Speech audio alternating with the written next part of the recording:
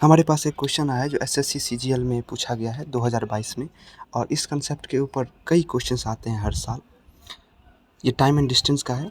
Question, if Raman drives his bike at a speed of 24 kilometre per hour, he reaches his office 5 minutes late. If he drives at a speed of 30 kilometre per hour, he reaches his office 4 minutes early. How much time in minute will he take to reach his office at a speed of 27 kilometre per our? इसमें दो word है, late और early, जो मैंने circle किया है। ये दोनों बहुत बहुत इंपॉर्टेंट वर्ड हैं, लेट और अर्ली।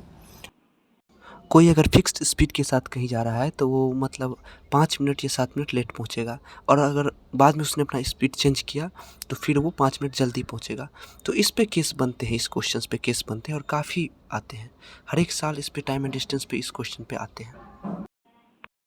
तो इस पे 4 केसेस बनते हैं इस टाइप क्वेश्चन में। पहला अर्ली अर्ली का केस, दूसरा लेट लेट का केस, तीसरा अर्ली और लेट का केस, और चौथा लेट और अर्ली का केस।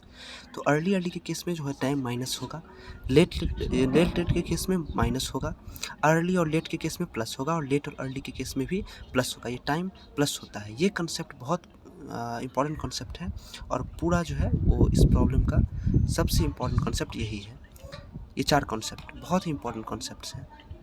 तो इसके लिए फॉर्मूला हम यूज करते हैं D=S1 into S2 by S1 minus S2 into del T, जहाँ पे डेल टी जो है वही लेट प्लस अर्ली का कॉन्सेप्ट अगर क्वेश्चन में है तो लेट प्लस अर्ली का कॉन्सेप्ट में प्लस होता है, तो वही डेल टी में दोनों टाइम प्लस हो जाएंगे। और S1 S2 वो S1 प्रथम स्पीड होगा और S2 जो है वो बाद का स्पीड होगा।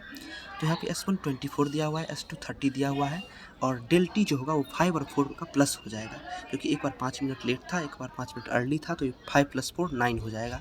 तो उसी तरह सॉल्व करेंगे तो हमारा, और इस 9 को फिर हम आवर में चेंज करेंगे, इसलिए 60 से डिवाइड किए हैं, और फिर इसका जो डिस्टेंस निकल आएगा वो 18 किलोमीटर आ जाएगा।